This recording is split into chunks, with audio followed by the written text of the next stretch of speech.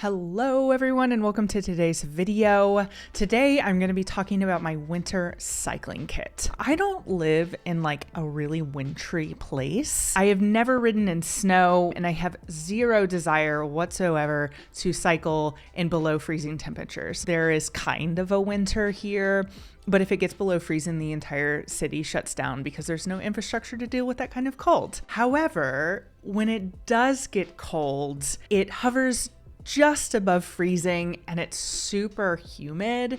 And so that means that it's a very damp cold and it's a very bone chilling cold. You guys watching might complain about the frost and the snow, but have you ever ridden in a humid 35 degrees? It's not super fun. It's not super fun at all. So this is a winter kit that I've really dialed in for where I live, and I have figured out what works for me by spending many miserable hours riding in the damp cold. The biggest thing that I found for myself is that I can spend hours and hours on the bike in the cold if my hands and feet are warm. So that brings me to the first thing on my winter kit list, which are Velocio Alpha gloves. I got these gloves as a birthday gift for my partner and I absolutely love them. They have kept my hands really warm and really dry, and I haven't been dealing with some of the like numb hands from the cold or like blue fingers and all of the other things that were happening last winter when I was really stubborn and refused to buy a pair of gloves for myself. And I was just using like summer gloves and it was like 40 degrees outside and it was dumb. Don't do that, y'all. Don't do that. So for cold feet, I recently bought the Shimano SHMW701s. I'm not gonna lie. I think that these might be the ugliest shoes that I have ever seen. I am not a fan of the look. However, they have kept my feet moderately warm in like 40-ish degree temperature rides. I've only worn just a simple pair of wool socks while riding, but my feet still get like a little bit cold. Let me know in the comments below what you guys do for cold feet in the winter. I have not figured out the formula yet. I know that what doesn't work for me is hiking boots and foot warmers. I did that all last winter. I think I have a video, one of my first videos I did on this channel, and I'm like stuffing one of those hot hands into my hiking boots.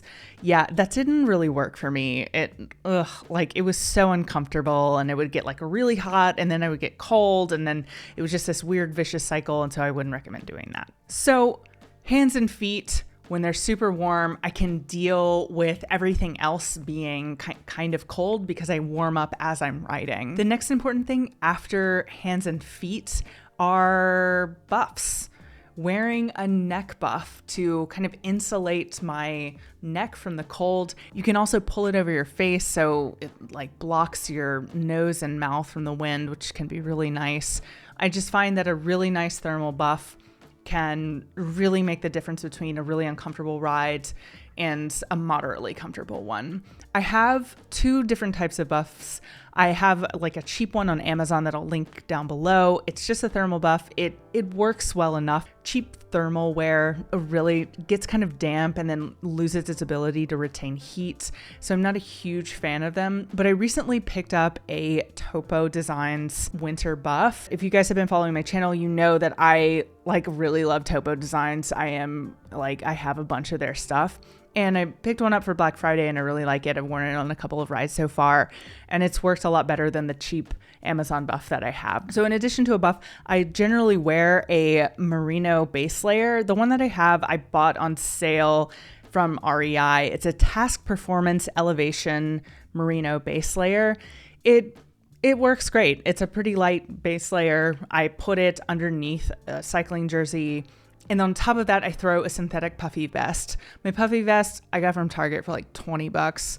The one that I have linked in the description is just from Amazon. They're probably pretty similar. It's the one I linked is like 30 bucks. So just the cheap synthetic vest works for me for now. I think that if I decided to go on like much colder rides, I might invest in like a better like insulated jacket or insulated puffy, which I don't really have. So that might be somewhere down the line, but for the time being, the synthetic puffy vest works for me fine. If it gets a little bit too cold after that, I will throw on a Topo Designs ultralight jacket, just as kind of a shell to keep the warmth in.